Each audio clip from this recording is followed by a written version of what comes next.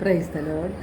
സ്നേഹമുള്ളവരെ, കുറ്റപ്പെടുത്തലുകളും ഒറ്റപ്പെടുത്തലുകളും നമ്മെ തകർത്ത് കളയും. നിശബ്ദതയാണ് അപ്പോൾ നമുക്ക് ബലം നൽകുന്നത്. പുറപ്പാട് 14:14 തിരുവചനം പറയുന്നു, കർത്താവ് നിങ്ങൾക്ക് വേണ്ടി യുദ്ധം ചെയ്തുകൊള്ളും, നിങ്ങൾ ശാന്തരായിരുന്നാൽ മതി. തെറ്റ് ചെയ്താൽ പോലും സ്വയം ന്യായീകരിക്കുന്ന സ്വഭാവമാണ് നമ്മുടേത്.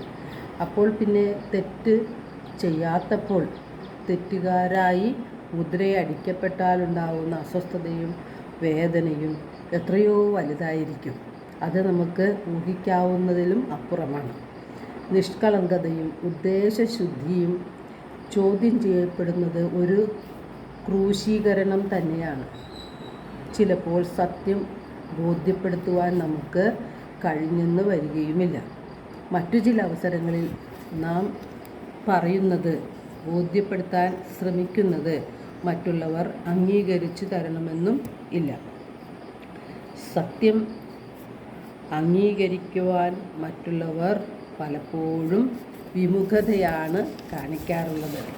അപ്പോഴെല്ലാം നാം എന്താണ് ചെയ്യേണ്ടത്? നമ്മുടെ കുടുംബത്തിൽ നിന്നും, സമൂഹത്തിൽ നിന്നും, സുഹൃത്തുക്കളിൽ നിന്നും, സഹപ്രവർത്തകരിൽ നിന്നും എല്ലാം തെറ്റിദ്ധാരണ ഉണ്ടായതിൻ്റെ മുറിവുകൾ നമ്മുടെ ഹൃദയത്തെ വല്ലാതെ വിഷമിപ്പിച്ചിട്ടുള്ള അവസരങ്ങളുണ്ട്. അങ്ങനെ മുറിവുകൾ മൂലം ഹൃദയം തകർന്ന അനേകായിരങ്ങൾ നമ്മുടെ ഇടയിലുമുണ്ട്. എങ്ങനെയാണ് ഈ തെറ്റിദ്ധാരണകളെ നേരിടേണ്ടത്?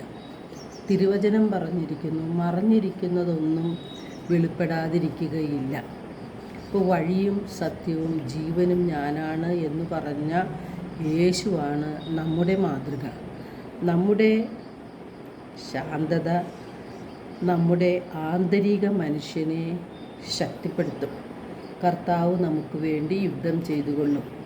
യെശയ്യാ 53:7 തിരുവചനം പറയുന്നു, നമ്മുടെ അകൃത്യങ്ങൾ കർത്താവ് അവൻ്റെ മേൽ ചുമത്തി. അവൻ മർദ്ദിക്കപ്പെടുകയും പീഡിപ്പിക്കപ്പെടുകയും ചെയ്തു, എങ്കിലും അവൻ ഉരിയാടിയില്ല.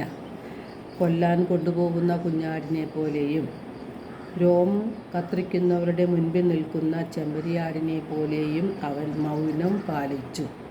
അപ്പോൾ നമുക്ക് പല അവസരങ്ങളിലും മൗനം പാലിച്ചുകൊണ്ട് നമ്മുടെ ആത്മീയ മനുഷ്യനെ ശക്തിപ്പെടുത്തുവാൻ സാധിക്കും.